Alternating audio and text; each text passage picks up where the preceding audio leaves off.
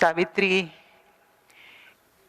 ने जो काम शुरू किया था उसी का काम उन्होंने आगे लिया है, चलाया है। ये देखकर बहुत ही अच्छा लगता है। तो पहले उनको प्रणाम। दूसरी बात, कमला भसीन, कमला का और मेरी बात हुई थी कोविड के पहले। मैं यहाँ आने वाली थी परफॉर्मेंस के लिए, और कोविड की वजह से प्रोग्राम कैंसिल हुआ, आ नहीं सकी तब। और कमला की बात हुई थी कि चलो काम करते हैं, मस्ती करते हैं, जो कमला की स्टाइल थी खुद की। तो उसकी बहुत याद आ रही है, बहुत याद आ रही है। तो हम महाराष्ट्र में हमेशा कहते हैं कि ज्योतिबा फुले हो, सावित्रीबाई फुले हो, महाराष्ट्र की शिवाजी महाराज हो, सबको लगता है ये फिर से जन्म ले, लेकिन पास वाले घर में, मेरे घर में न ले, ये ज़्यादा अच्छा है, ये हमेशा लगता है सबको। तो ऐसा कैसा चलेगा? ये सावित्री और ज्योतिबा इंसान के नाते कैसे जिए? उनको महात्मा बनाने के लिए ये प्ले नहीं है, तो वो इंसान के नाते कैसे जिए, ये देखने का ये प्ले है। तो हम प्ले शुरू करते हैं। नाटक का नाम है हाँ मैं सावित्रीबाई फुले।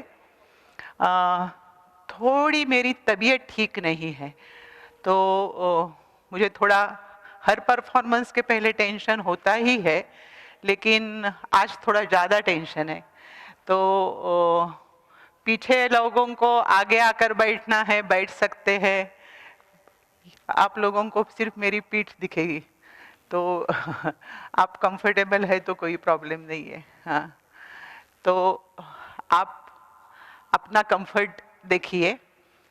मैं बीच में थोड़ा बहुत पानी पीऊंगी शायद, और पता नहीं। अब मैं हमेशा आजकल ये मेरा स्क्रिप्ट रखती हूँ साथ में।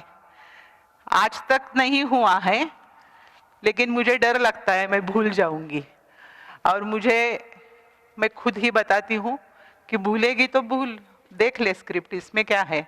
क्योंकि ये कोई मेरी पाठांतर की परीक्षा नहीं है, तो ये सिंपल सा है, नाटक सावित्री पहुंचाने के लिए है, तो इसलिए मैं स्क्रिप्ट साथ में रखती हूँ। आज तक नहीं लगा है, आज का पता नहीं क्या होने वाला है। ये चश्मा सावित्री नहीं पहनेगी शायद, बराबर है? हाँ, तो इसलिए चश्मा भी निकालते हैं। और वैसे ही अर्चना जी ने शुरू में बताया, तो उन जमाने में, सावित्री के जमाने में फोन्स नहीं थे, तो फोन की आवाज आएगी तो हम अगले माहौल में जाएंगे, इसलिए फोन नहीं बजेगा तो अच्छा रहेगा।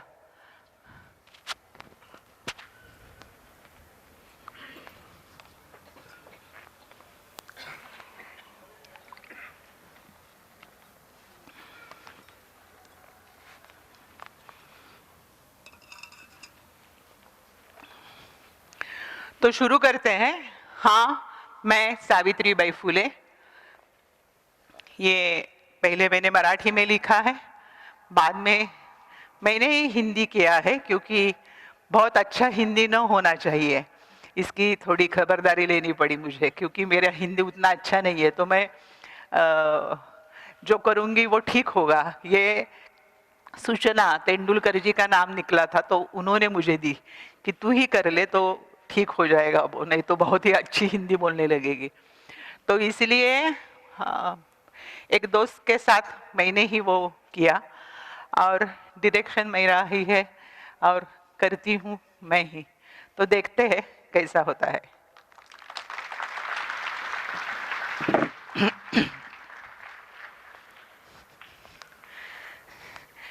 नमस्ते, नमस्ते। मैं आज आई हूँ आप लोगों के साथ बातें करने के लिए। मेरी भाषा हिंदी नहीं है, शायद मैं अच्छी तरह हिंदी में बातें भी न कर पाऊंगी, फिर भी आप लोगों के साथ बातें करने को मन चाह रहा है। हमने क्या किया, हम कैसे जिए, ये सब बताने को मन कर रहा है। मैं ये तो नहीं कहती कि हमने बहुत कुछ किया। मैं तो क्या, उनकी पत्नी बन गई और उनके काम के साथ कैसे जुड़ गई ये पता ही नहीं चला। यानी कि उनका काम मेरा अपना काम कब हो गया ये भी मैं समझ न सकी। अब यही देखो ना, मेरा जन्म हुआ था नायगांव में। नायगांव जी महाराष्ट्र में सातारा नाम का जिला है, उसमें एक खंडाला नाम की तहसील है। वहां एक छोटा सा गांव है नायगांव। बहुत गिने चुने लोग रहते थे वहां। इंसान इंसान को पहचानता था तब। और मेरे पिताजी थे गांव के बड़े मुखिया और मैं थी उनकी बड़ी लाडली बेटी। मेरी तो शान ही कुछ और थी। मैं खेतों में दौड़ना घूमना बहुत पसंद करती थी। दौड़ते दौड़ते कांटा चुभ गया तो भी क्या, कांटा निकाल कर मैं अपनी ही मस्ती में घूमना पसंद करती थी। 4 साल की हो गई तब माँ कहने लगी, सावित्री अब तो तू बड़ी हो गई हो, रोटी पकाना भी सीखो। पर मेरा ध्यान रोटी के लिए आटा गूंथने से ज्यादा मिट्टी में पानी मिलाकर कीचड़ खेलने में ही था। माँ बहुत डांटती थी, बहुत डांटती थी, डंडा लेकर पीछे पड़ती थी और मैं पिताजी के पीछे छुप जाती थी। इमली के पेड़ से इमली तोड़ना बोलो या जामुन जैसे पेड़ पर चढ़कर जामुन निकालना बोलो, मैं हमेशा आगे। एक दिन ऐसा ही हुआ ना, मैं थी जामुन के पेड़ पर और मेरे पाँव के नीचे की डाल ही टूट गई। मैंने ऊपर वाली डाल पकड़ तो ली पर मेरे हवा में झोंके शुरू हुए और मेरे लहंगे में जो जामुन थे वो गिरने लगे। मैं जोर जोर से पुकारने लगी माँ को, माँ मेरे जामुन, माँ फट्टी टूट गई है, मैं गिर जाऊंगी। माँ आ तो गई, साथ साथ उसने पिताजी को भी बुलाया। गुण देखो अपने लाडली के, कहते हुए मेरी लटकती हुई मूरत दिखाई। पिताजी तो हंसते ही रह गए। उन्होंने मुझे नीचे उतारा पर माँ बहुत डांटने लगी, बहुत डांटने लगी। खुद लड़की है ये भूल जाती है क्या तू? हाँ, अगर गिर जाती और हड्डी टूट जाती तो कौन करता तेरे साथ शादी? नहीं माँ, पर एक जामुन खा लेना। मैंने जामुन खाते खाते माँ को कहा और भाग गई बाहर। पर इन्हीं दिनों पिताजी ने तय किया था कि सावित्री की शादी करेंगे और पुणे के गोविंदराव जी फुले जी के सुपुत्र के साथ मेरी शादी पक्की हो गई। अब मुझे क्या पता ये शेठ जी है कैसे? मैं सोचने लगी इनको इमली के पेड़ पर चढ़ना आता होगा भी या नहीं, ये कुएं में तैर सकते होंगे भी या नहीं, इनको रात में तारे गिनना पसंद होगा भी या नहीं, क्योंकि वो पाठशाला जाते थे, लिखना पढ़ना जानते थे।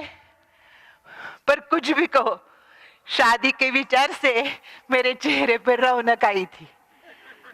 ससुराल जाने के विचार से कुछ उदासी हो जाती थी। मेरा मन खुशी से झूम उठता था, पंख पसरे मोर जैसा। अब पूना यानी कि शहर जाऊंगी, तांगे में बैठूंगी, घर में से ही कुछ तो देख पाऊंगी। हाँ, उन दिनों औरत को घर के बाहर कदम रखने की इजाजत नहीं थी। राम की सीता माई ने घर के बाहर कदम रखा और उसको रावण ने भगाया, ये पहले ही से सुन रखा था। औरत होने के नाते घर भला, घर का चूल्हा भला, चूल्हे में जलती हुई लकड़ी भली, लकड़ी जलाने के लिए हाथ में फूकनी भली और फूकनी से फूकने वाला अपना जी भला। बड़े बूढ़ों की सेवा करो और बस। आज आपकी बेटी पहली दूसरी कक्षा में पढ़ने लगती है, तब हम जाते थे ससुराल पति के घर। हाँ, मेरी शादी में नहीं, हमारी शादी में बहुत लोग इकट्ठा हुए थे। मुझे लहंगे के बगैर साड़ी पहना कर बिठाया था। चेहरे पे ऐसी रौनक कि मैं कोई महारानी हूं। सिर पर मुकुट, गले में हार, मानो कि कोई देवी बैठी है। छुपके से शेठ जी का स्वांग देख रही थी। सुना तो था वो बड़े होशियार है, पर बड़ा बुद्धू स्वांग लग रहे थे, जैसे कि मैं बहुत प्यारी प्यारी लग रही हूँ। इतनी में कीड़ा साड़ी के अंदर घुस गया और उसने जोर से काटा। माँ, कीड़े ने काट लिया माँ! मैं जोर जोर से चिल्लाने लगी। माँ आ तो गई पर मुझे ही डांटने लगी। सावित्री, यहाँ आसपास तेरे ससुराल वाले हैं, कुछ तो ख्याल कर।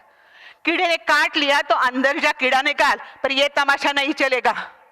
पर मेरा तो तमाशा चालू ही था। इतने में वो मेरे शेठ जी आगे आए, माँ को कहने लगे, लड़की हुई तो क्या, कीड़ा उसको भी काटता ही है ना। जाओ देखो अंदर क्या है। मैं आगे साड़ी, पीछे मैं अंदर गई, कीड़ा निकाला। पर शेठ जी के शब्दों से मेरा मन भर आया। मेरे पति परमेश्वर, ससुराल जाने के बाद ससुराल का भी मुझे पराया घर नहीं लगा। एक तो ससुराल ये तेरा अपना घर है, ये पहले ही से सुन रखा था। और ससुर जी बड़े अच्छे थे, बड़े प्यार से बुलाकर काम बताते थे। पर हमारे शेठ जी हमेशा पाठशाला में मशगूल थे, बड़ी बड़ी किताबें पढ़ते थे। उनके मास्टर जी उनको बहुत चाहते थे। भला क्यों ना चाहे, सिर्फ पढ़ना और पढ़ना। मैं कुछ कहूं तो बड़ी अक्लमंद जैसे हंसते थे। शेठ जी के यहाँ, हाँ, मुझे उनको शेठ जी बोलना बहुत पसंद था, बहुत। शेठ जी यानी कैसा रोबदार इंसान लगता है। शेठ जी के यहाँ उनके बहुत सारे मित्र आते थे। सदाशिव बल्लाळ गोवंडे, मोरो इट्टल वाळवेकर, सखाराम परांजपे, बहुत सारी बातें करते थे। उन्हीं की बातों से मैं जान गई कि बीच ही में ससुर जी ने पाठशाला से शेठ जी को निकाला भी था। पर गफार बेग मुंशी और लीजिट साहब ने बोला, इसलिए पाठशाला फिर से शुरू हो गई। हाँ, पाठशाला जाते हैं। खुद को बड़े होशियार समझते हो। हाँ, हो तुम होशियार, पर आड़ानी औरत की तरफ ध्यान देंगे भी या नहीं, ये मेरी बातें चलती थी ठिकरी के संग, नहीं तो गजगों के संग। दिन भर पाठशाला, बाकी वक्त ये पढ़ो वो पढ़ो, नहीं तो लहूजू बुआ मांग के यहाँ जाकर दान पट्टा, ढाल तलवार, कसरत सीखना। मैंने एक दिन पूछ ही लिया, पत्नी के साथ खेलना ये आपका काम नहीं है क्या? तो बड़ी अक्लमंद जैसे उन्होंने कहा, दिमाग के साथ साथ शरीर भी तंदुरुस्त हो तो ही कुछ कामकाज करते हैं। पत्नी के साथ खेलना आपका काम नहीं है क्या? ऐसा मैंने कहा। इतने में ससुर जी वहां आ गए और मेरी तो हड़बड़ी हो गई। अब ससुर जी के सामने इनके साथ बात भी कैसे करूं? हाँ, वैसे मैं अपने ही कामों में मगन थी, रोटी सेकना, पानी भरना। पर शेठ जी मेरे साथ कुछ बात करे ऐसा लगता था, और मैं कुछ कहूं तो वो सिर्फ हंसते थे। पर मैं कभी रूठती नहीं थी उनसे। एक दिन मैं घर साफ कर रही थी, घर तो साफ सुथरा रखना ही चाहिए ना। उनकी सारी किताबें निकाली थी। इतने में शेठ जी वहां आ गए। अरे अरे अरे, मेरी किताबें क्यों निकाली है? अब घर साफ नहीं रखना है क्या? मेरी पढ़ती हुई किताब का पन्ना पलट गया, देखो, ये लो आपका पन्ना। कौन सा था पन्ना? मुझे क्या पता कौन सा था पन्ना, पर क्या है इतना इन किताबों में? ये जीवनी है, ये देख, ये शिवाजी महाराज की जीवनी, ये शिवाजी का फोटो, ये वाशिंगटन की जीवनी, ये वाशिंगटन का फोटो। ये शिवाजी अपना था, पर ये कोई पराया मालूम पड़ता है। हाँ, पराया हो नहीं तो अपना। उसने काम किया हो अच्छा तो वो कैसे जीता था, उसके क्या विचार थे, ये जान लेना ही चाहिए। आप सिर्फ पढ़कर जान जाते हो? हाँ, जानने की कोशिश करता हूं। अब यही किताब देख, rights of man, Thomas pen की किताब है। इसमें इंसान के हक क्या, कर्तव्य क्या, सब कुछ लिखा है। आप लिखना पढ़ना जानते हो तो आप भी लिखेंगे ऐसी किताबें? हाँ, लिखूंगा। लिखेंगे तो मुझे पढ़कर सुनाओगे? मैंने यूं ही पूछ डाला। किताबों की बात निकली तो शेठ जी बातें कर रहे थे। सोचा क्यों नहीं इसी बहाने बातें करती बैठूं। शेठ जी नहीं, नहीं, मेरे, देखो तूने क्या कहा ये बोलो। नहीं, तूने क्या कहा ये बोलो। मैं हर रोज पढ़कर सुनाऊंगा। आप हर रोज पढ़कर सुनाएंगे? हाँ, लेकिन तूने क्या कहा ये बोलो। मैं आपको शेठ जी बोलती हूँ मन ही मन में। शेठ जी हंसने ही लगे। आप नाराज तो नहीं हुए? नहीं हुए ना नाराज? नहीं हुआ। बहुत अच्छा लगा ये नाम। तो हर रोज पढ़कर सुनाएंगे? शेठ जी ने हाँ कहा और मैं ऊपर से शांत थी, पर मन ही मन में झूम उठूं ऐसा लगता था।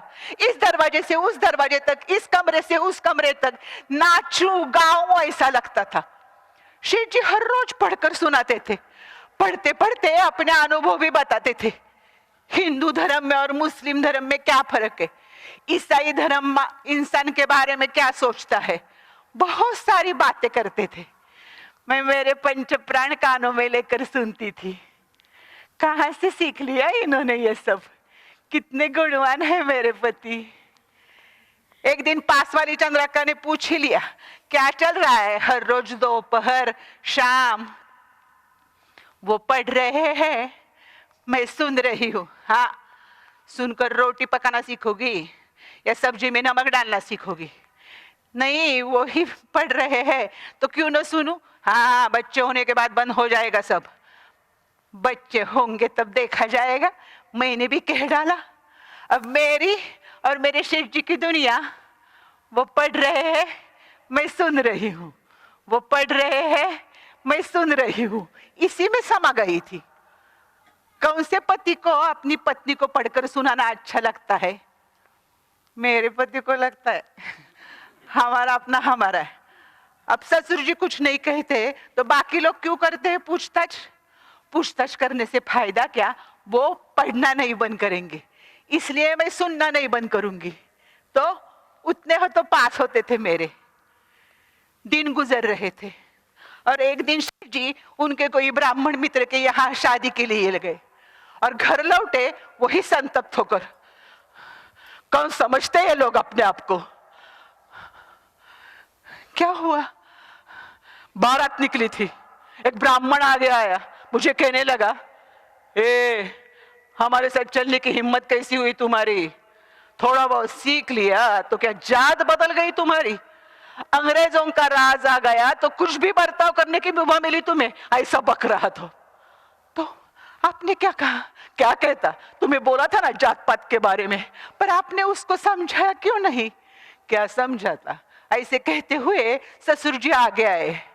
ज्योति, हम है ही शूद्र जाति के, हम उनके साथ बराबरी कैसे कर सकते हैं? क्यों नहीं कर सकते? जो सच है वो मान ले बेटे। धार्मिक जीवन में, सामाजिक जीवन में वो हमसे आगे ही रहेंगे। तुम्हें शिक्षा न करते वहां से हटाया, यही उनका एहसान है हम पर। किसका एहसान? किसने किया और किसके ऊपर? अरे पेशवाई में अगर ये होता, तुम्हें विद्रोही ठहरा कर दंड दिया जाता। होती शिक्षा तो सह लेता, पर मैं कुछ भी सहने वाला नहीं हूं। कोई कुछ भी करेगा तो क्या मानना पड़ेगा? हम भी तो इंसान है आखिर। वो बहुत ही संतप्त हो गए। ससुर जी चले गए। आप कांप रहे हो, आप शांत हो जाइए। कैसे शांत रहूं सावित्री? बाहर के लोगों ने लताड़ा तो आबा भी मुझे ही समझा रहे हैं। ससुर जी आप जैसे पढ़े लिखे नहीं है। हाँ, पर क्या होगा अगर मैं नहीं सहूंगा तो? सिर्फ मेरी जान ही चली जाएगी ना। आप ऐसा मत बोलिए। बोल सावित्री, मैं नहीं सहने वाला ये, पर अन्याय के विरोध में सच्चाई का साथ देने के लिए तू तो मेरा साथ देगी ना? हाँ, दूंगी। मैं आपकी पत्नी जो ठहरी, आप कहेंगे वो मैं करूंगी। वो दिन मैं कभी भूलूंगी नहीं। उन्होंने मेरा साथ मांगा, मुझ जैसे अनाड़ी अनपढ़ औरत का। मैं जानती नहीं थी मैं क्या करने वाली हूं, पर उस रात उनको आंखों में बसाकर मैं धन्य धन्य हो गई। उन्होंने मेरा साथ मांगा। कितना सम्मानित किया है उन्होंने मुझे। शेठ जी, मैं सिर्फ आप ही की हूं, ऐसा बार बार कहने को मन कर रहा था। दूसरे दिन से सेठ जी शांत नहीं बैठे। उन्होंने हिंदू धर्म के ग्रंथों के बारे में पढ़ना शुरू किया। कबीर के दोहे, संत शिरोमणि, तुकाराम की गाथा, भागवत धर्म के ग्रंथ, मार्टिन लूथर का चरित्र, professor Wilson, sir William Jones, इन्होंने हिंदू धर्म के ऊपर क्या लिखा है, महात्मा बुद्ध, तीर्थंकर, बसवेश्वर, इन धर्म सुधारकों का अभ्यास भी हो गया। हर रोज पढ़ते थे, मुझे बताते थे, मित्रों के साथ बात करते थे। मैंने एक दिन पूछ लिया, क्या मिला इतना सब पढ़कर? हिंदू धर्म में जो अन्याय और अनीति फैली है ना, पहले हिंदू धर्म वैसे नहीं था। पहले वो शुद्ध स्वरूप का था। हिंदू धर्म में बहुत अंधरूढ़ आए हैं, अंधविश्वास आए हैं, उनको जड़ से निपटना ही चाहिए। कौन? आप करेंगे ये काम? हाँ, करने की कोशिश करूंगा। हम सब एक ही ईश्वर के बच्चे हैं। ये ईश्वर सबके साथ समान प्रेम करता है। आप मेरे साथ करते हो ऐसा? हाँ, वैसा। ये जात पात का बकेड़ा ब्राह्मणों ने मचाया है, ये ऊंच ये नीच, इसी से ये छुआछूत फैला गया है। ये इतना पेशवाई में बढ़ गया कि अंग्रेज अंदर घुसा गए। इसके ऊपर एक ही उपाय है, नीची जात वाले बच्चों को पढ़ाई सिखाना, बस यही एक उपाय। हाँ, आप करो पढ़ाई, मैं खाना बनाऊंगी, रोटी बनाऊंगी। प्रशीत जी अपने ही विचारों में मगन थे, जैसे कि मैं वहां नहीं हूं। और 2-4 दिन गए, शेठ जी नगर चले गए। नगर में तब गोवंडे जी रहते थे। शिक्षा प्रसार ये एक ही धुन उनके मन पे सवार थी।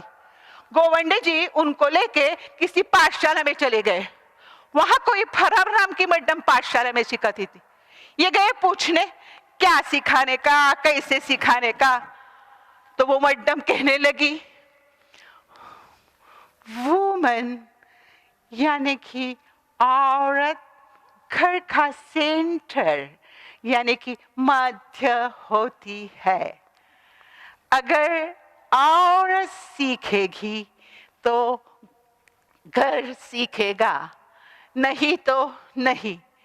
और आप है कि औरतों को सिखाते तक नहीं, ये बहुत बुरी बात है।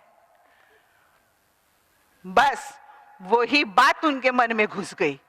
शेठ जी घर लौटे, वही स्लेट, पेंसिल, किताब लेकर। मैं रोटी पकाकर, सब्जी बनाकर, चूल्हा साफ कर रही थी। इतने में वो आ गए, जोर जोर से मुझे पुकारने लगे। मैंने कहा, आई आई, रोटी तैयार है, सब्जी भी तैयार है। तो कहने लगे, रोटी नहीं, तुम चली आना। बया बया बया, क्या हुआ है शेठ जी को? क्या? देख, देखा? सिखाऊंगा। क्या? लिखना पढ़ना। अच्छा, किस किस को? तुम्हें। क्या? सब कुछ मुझे? मुझे पढ़ना आएगा, लिखना आएगा? शेठ जी ऐसा? वो हंसने लगे। उन्होंने स्लेट ली और उसके ऊपर लिखा शेठ जी, और कहने लगे, दोहराओ। क्या ये मेरे पति है, कह रहे हैं दोहराओ। क ख ग घ, क ख ग घ, त थ द ध, त थ द ध, डंडा मात्रा कार उकार, वही ध्यास।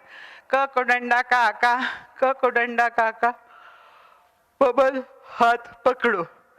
मैं बहुत थक गई थी। मैंने कहा, शेठ जी हाथ पकड़ो। तो आंखें दिखाने लगे। लिख रही हूं चुपचाप, बेकम बे बेदिया चार बेतियच।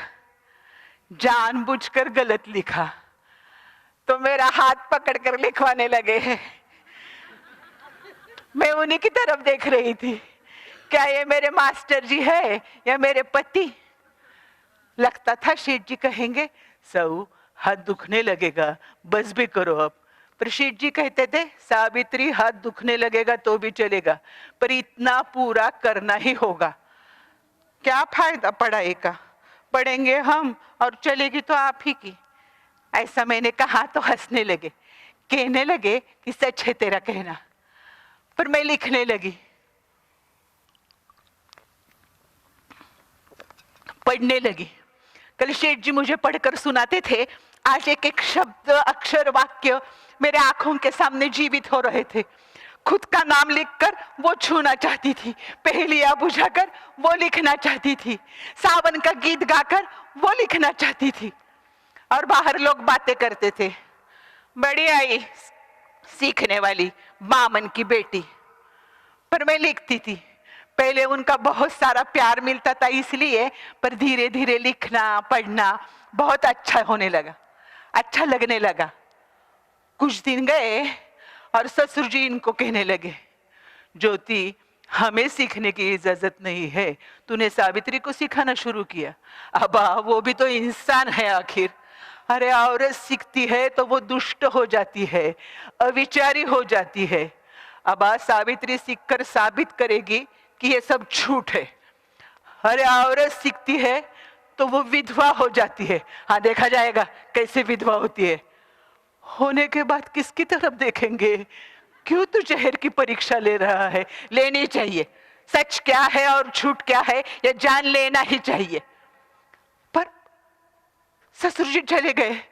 मैंने इनको कहा, ससुर जी कह रहे हैं वो सच है। तुम्हें आज तक इतना सिखाया पढ़ाया, फिर भी तुम वही पूछ रही हो। नहीं, आप मेरे पास बैठे रहिए। क्यों, क्या हुआ? मुझे बहुत डर लगता है। किस बात का? आप मुझे छोड़कर मत जाना। सावित्री, कुछ नहीं होने वाला। ये लोग यूं ही भड़का रहे हैं, तुम तो शांति से काम लो। पर उस रात मैंने कुछ पढ़ा नहीं। पूरी रात वो मुझे समझाते रहे, आज तक सिखाया था वो दोहराते रहे। सुबह का सूरज निकला एक नया विश्वास लेकर। निश्चित हो गया, तय हो गया, मैं सीखूंगी, मैं लिखूंगी, मैं पढ़ूंगी। और ऐसे में ही बुधवार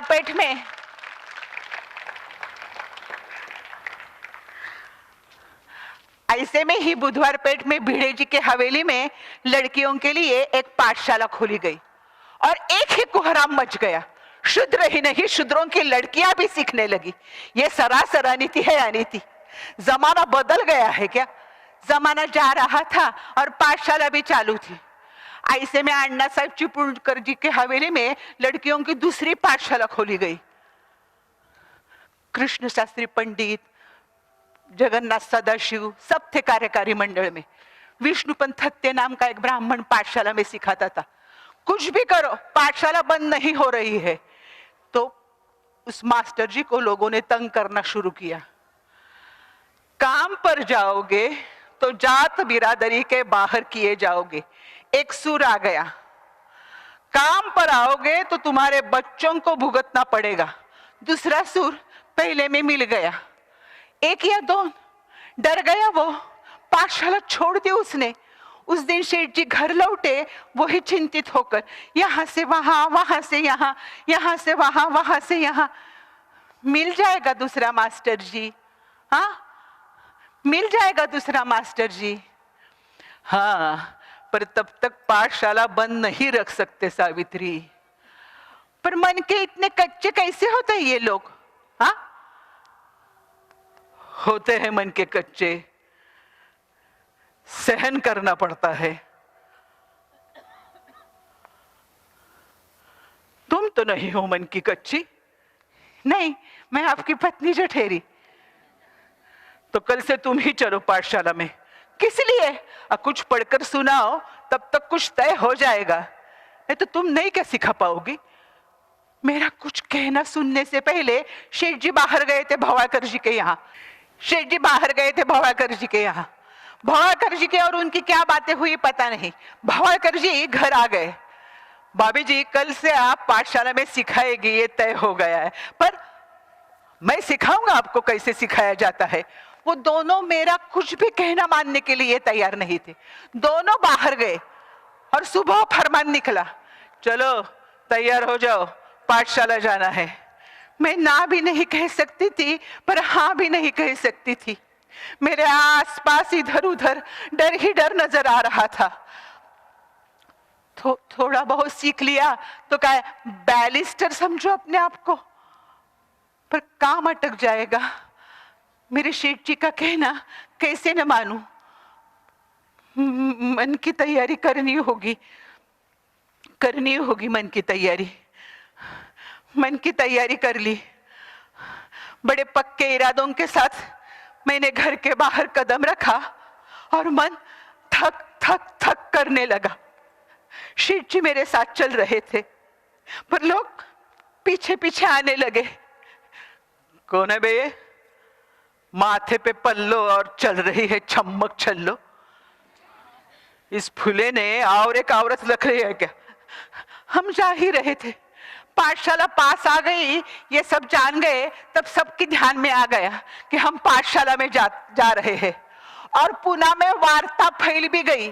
ज्योतिबा फुले ने अपनी पत्नी को पाठशाला में सिखाने के लिए लाया। यह सरासर अनीति है, अनीति। भगवान, क्या होने वाला है कल? और पाठशाला में 2-4 लड़कियां साथ लेकर सामने देखकर मैं बहुत शांत हो गई। मैंने कहा, बच्चों, मुझे नहीं आता है पढ़ाना, फिर भी आई हूं जो आता है वो आपको समझाने के लिए। शादी के बाद बातें की थी सिर्फ शेठ जी के संग, पर कुछ तो बोल सकी। अब सुबह ये पाठशाला और शाम को पाठशाला में कैसे सिखाया जाता है, इसकी पाठशाला शुरू हो गई। मैं सिखाने लगी तो लोग बहुत बातें करने लगे। मैंने इनको कहा भी, देखो आप दूसरा मास्टर जी रख लो, तब तक करूंगी मैं काम। सावित्री, मैं सीख रहा था तभी ऐसी ही बातें कर रहे थे। और फोकट का मास्टर जी बड़ा अच्छा रहता है, क्यों? अब पाठशाला जाते वक्त लोग रास्ते से ही गालियां देने लगे, बहुत गंदी गंदी बात करने लगे। पाठशाला पहुंचते ही दरवाजे खिड़कियां बंद करना शुरू किया। बंद कमरों में नीति बोध वाचन, हिसाब किताब, मराठों का इतिहास, भौगोलिक जानकारी, ऐसी पढ़ाई चालू थी। और शेठ जी बाहर मोची मांगों की बस्ती में जाते थे। उनके यहाँ पाठशाला का महत्व बताते थे। एक शूद्र औरत पाठशाला में सिखाने लगी। महाभयंकर। मायला, बड़ी मस्ती आई है इन शूद्रों में। औरत होकर इतनी मस्ती अच्छी नहीं है। अभी कुचल नहीं दिए जाएंगे तो सिर पर बैठेंगे ये लोग। इस औरत को घर बिठाना ज्यादा मुश्किल नहीं है। बहुत बातें, बहुत चर्चाएं। एक औरत सिखा रही है, मानो कि जंग छिड़ गई थी। आज जैसे सिर्फ राजकारण से छूटने वाली वो पहेली नहीं थी। खुद को बड़े अक्लमंद समझने वाले रास्ते में छेड़छाड़ करने लगे।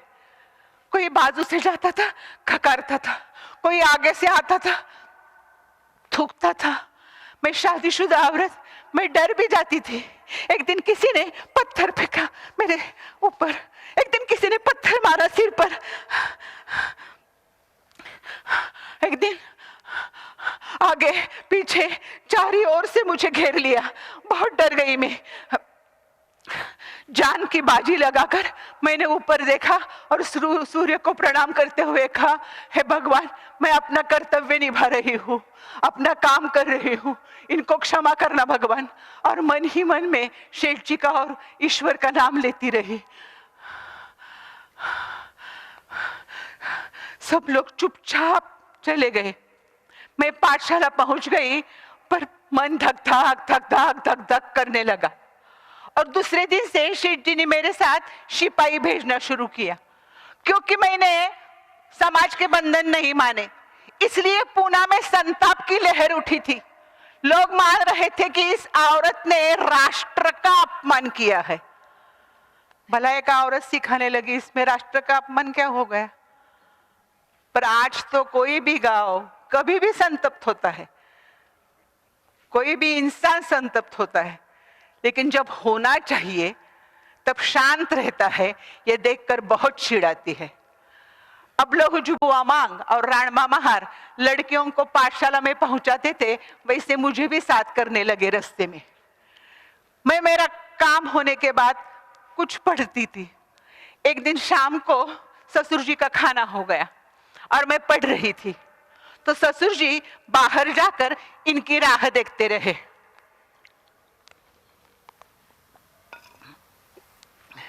शेठ जी आ गए तब बहुत देर हुई थी, पूरा अंधेरा छाया हुआ था। ससुर जी को जागते हुए देखकर कहने लगे, हबा सो जाइए, बहुत देर हुई है। देर ही हुई है ना, तुम इतने देरी से आ रहे हो तो मैं जाग जाऊं तो क्या हो गया। अब आपकी उम्र क्या है, उम्र की बात छोड़, क्यों तू जहर की परीक्षा ले रहा है। जहर की परीक्षा? शेठ जी की, ससुर जी की बात समझ कर उन्होंने यूं ही कह डाला, हाँ परीक्षा। रोज मुझे बाग बगीचे में कोई मिलने आता है। पहले सीधे साधे पेश आते थे, बाद में धाक दपटार की भाषा शुरू हुई और अब मारा मारी पर उतर आई है भाषा। अब किसने बोला ये बताओ। अरे क्या करेगा तमाशा बढ़कर, कैसा तमाशा आबा। अबा मैं जो कुछ कर रहा हूं इससे दिन दुखियारे लोग जाग उठेंगे। अरे उठने दे बाबा उठने दे, पर मेरी बहू को घर के बाहर क्यों ले जा रहा है तू। अरे सावित्री सीख गई और उनको सिखाने लगी, इसीलिए हम बाकी लोगों को कह सकते हैं चलो बाहर आओ सीखो। अरे किस लिए सीखे, ईश्वर ने जो जिंदगी दी है वो अपनी जिंदगी मानकर आप क्यों नहीं जी लेते। अबा काम मेरे लिए ये महत्वपूर्ण है। इंसान इंसान है तो एक श्रेष्ठ और एक कनिष्ठ ऐसा क्यों है, हम औरत को उसके हक क्यों नहीं देते। अब ये काम हम रुक नहीं सकते, अब तू कर ले काम, लेकिन सावित्री को मत ले जा। अबा अब हम नहीं रुक सकते, अब हम रुक गए तो इसका परिणाम समाज के ऊपर बहुत गलत पड़ेगा। अरे तू कर ले काम, पर सावित्री को मत ले जा तेरे साथ। तेरे साथ बातें नहीं करता क्योंकि तेरा कहना सच लगने लगता है, पर बाहर जाऊं तो डर लगता है। अब हम नहीं रुकेंगे, बिल्कुल नहीं रुकेंगे।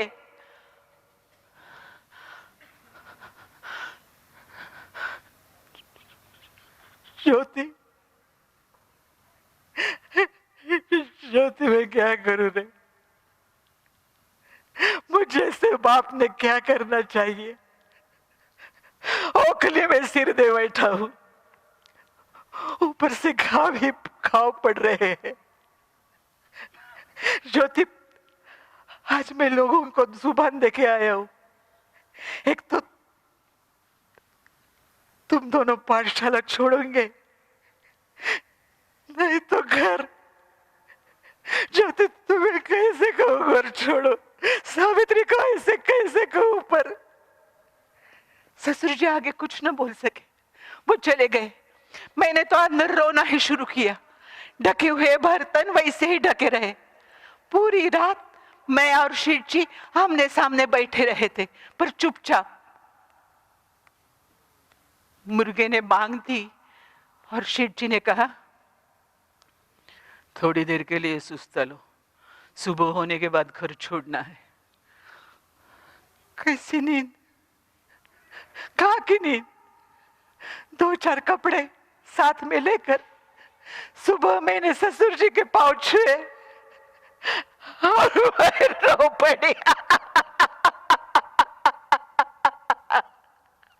ससुर जी भी रो रहे थे। उन्होंने मुझे ऊपर उठाया। जिस घर में मैंने लिखना पढ़ना शुरू किया था, वो मेरा अपना घर छोड़कर मैं जा रही थी। पाँव कांप रहे थे, पर घर छोड़ा। मन ही मन में अंदर कुछ टूट रहा था और बाहर लोग बातें कर रहे थे। फूले ने घर छोड़ा तो छोड़ा, अपनी पत्नी को साथ लेकर छोड़ा। कहाँ भुगतेंगे ये पाप। हम ही अपनी पाप की गठरी बांध रहे थे। उनके कुछ मित्र और उनकी बीवियां हमारा साथ दे रही थी। उस्मान भाई शेख और फातिमा शेख, इन भाई बहनों ने उनके घर में हमें आसरा दिया।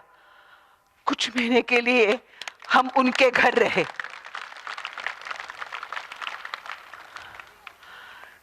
इंसान ही इंसान को ऊपर उठाता है और इंसान ही इंसान को खींचता है। अब तो क्या, हमारा ही काम शुरू हो गया। उन जमाने की मुझे एक याद आ रही है। उन जमाने में एक दिन मैंने पाठशाला में लड़कियों को निबंध लिखने के लिए कहा था। रकमा होगी कुछ 13-14 साल की। उसका लिखना पूरा हुआ तो वो उठ गई और पढ़ने लगी। निबंध का नाम मैं और मेरा धर्म। ब्राह्मण लोग कहते हैं वेद ये हमारी मालमत्ता है, हम ही वो पढ़ेंगे। इससे यही जाहिर होता है ना कि वेद हमारे लिए नहीं है, वेद पढ़ने की इजाजत हमें नहीं है, तो उसमें लिखे हुए धर्म के नियम हमें लागू नहीं है, ऐसा ही जाहिर होता है ना। तो हे भगवान, हमें कौन सा धर्म लागू है, कौन से नियम लागू है ये तू बता, तो हम वैसा बर्ताव करेंगे। बया बया बया, ये लड़की बोल रही थी और क्या, बहुत ही अच्छा लगा। पढ़ाई चालू थी और 5-6 महीने के बाद हमने हमारा घर बसाया, हम हमारे घर में रहने लगे। बहुत ही हम क्या बोलते हैं, शब्द नहीं है मेरे पास, फातिमा बहन का और उस्मान भाई का बहुत ही हम रिस्पेक्ट करते हैं, बहुत ही ज्यादा। अब तो क्या हम ही हमारा ही घर, हमारे घर में चर्चाएं शुरू हो गई। मोची मांगों की लड़कियां सीखने लगी, पर आज भी गांव में जाकर देखो तो लड़कियां सीखती हुई नजर नहीं आती है। ऐसा क्यों होता है? हर एक ने सीखना चाहिए, हरदम, हमेशा के लिए। हमारे नए घर में हम रहने लगे और कुछ दिन में ही रात को मैं और शेठ जी कुछ बातें कर रहे थे तो पीछे वाले दरवाजे से कुछ कुर्र कुर्र आवाज आने लगी। पीछे वाले दरवाजे से 2 आदमी अंदर घुस रहे थे। कौन है, कौन है, मैं जोर जोर से पुकारने लगी। वो धुंधली प्रकाश में भी उनके चेहरे की मगरूरी छिप न सकी। शेठ जी आगे आए, कौन है, कौन है? वो दोनों आगे आए। हाथ संभालो भैया, हाथ संभालो। हाथ संभालने के लिए नहीं आए हम, तो किस लिए आए हैं? तुम्हें मारने के लिए आए हैं। हमें मारने के लिए? मैंने आपका क्या अपराध किया है? हमारा कैसा अपराध? तो आप मुझे क्यों मारना चाहते हो? ये पाठशाला का काम बंद होना चाहिए, ऐसा तुम्हें लगता है? हमें क्या समझता है? तो आप क्यों मुझे मार रहे हो? सुपारी मिली है आपको मारने की, 1,000 रुपए की, तो पैसों के लिए आप मुझे मार रहे हो? तो मारो, मारो। शेठ जी शांत मन से मरने के लिए तैयार हुए थे। उनका कहना था गरीबों की सेवा यही मेरा कर्तव्य है, तो आपके हाथों से मृत्यु आए ये अच्छी बात है। और वो दोनों ने कुल्हाड़ियां नीचे रखी और उन्होंने शेठ जी के पांव छुए। हम नहीं आपको मारेंगे, पर जिन लोगों ने आपको मारने के लिए भेजा है उन्हीं को मार डालेंगे। अब उन दोनों के आंख में क्रोध और दुख, इसका मिश्रण तैयार हुआ था। क्या आगे आया और क्या हो गया, ऐसा सोचते हुए नींद कब लग गई ये पता ही नहीं चला। दूसरे दिन से वो दोनों रात की पाठशाला में आने लगी। उनके नाम थे रोड़े और कुंभार। रोड़े उनके शरीर रक्षक बन गए और कुंभार तो काम के आधार स्तंभ। उन्होंने वेदाचार ये ग्रंथ भी लिखा। तो विचार था, इसलिए इन हत्यारों के मन पलटे, ऐसा मुझे लगता है। विचारों की बात निकली तो मुझे याद आता है, पाठशाला जाते आते वक्त लाल अलवन, लाल साड़ी पहनी हुई लड़कियां नजर आती थी। एक दिन मैं घर आ रही थी तो एक ऐसी ही लड़की मेरे पीछे पीछे आने लगी। घर पास आ गया तो वो झट से अंदर आ गई। कौन भाई तू? कोई भी हो, तुम्हें हर रोज देखती हूँ इसलिए लगा मिलूं, इसलिए आई हूं। क्या हुआ है? पेट सी हूं, क्या करूं? कब गया तेरा मर्द? 2 साल हो गए, ये पाप उनके भाई का, कहाँ जाऊं, कैसे छू? तुम पढ़ी लिखी, कौन पढ़ाएगा मुझे? सास को कुछ कहूं तो विधवा को दोषी ठहराया जाता है। बच्चा दिन ब दिन बढ़ता जा रहा है, जेठ बीच ही में खींच ही लेता है। मैं मरना चाहती हूँ। वो रोने लगी। हम करेंगे तेरे लिए कुछ, ऐसा कहकर मैंने उसको भेज दिया। और शेठ जी घर आ गए तो मैंने शेठ जी को ये बात बताई, तो शेठ जी छठ से बाहर गए और घर लौटे वो ही चिंतित होकर। सावित्री, मेरे समझ में नहीं आता है क्या किया जाए। किस बारे में? इन लड़कियों के बारे में। क्यों, क्या हो गया? घर के पुरुष इनके भोग लेते हैं और कोई गर्भवती हो जाए तो उस बच्चे को जन्म देकर मार डालते हैं ये लोग। उस नन्ही सी जान को, हाँ उस नन्ही सी जान को। आगे कुछ न कहिए, इतना ही कहकर मैं चुप हो गई। घर छोड़ने के बाद पहली बार मेरे आंखों में आंसू आ गए। सावित्री, हम इन लड़कियों को यहां बुलाएंगे जज की करने के लिए। कौन भेजेगा? क्यों नहीं भेजेंगे? अपना पाप निपटाने के लिए कोई कुछ कर रहा है।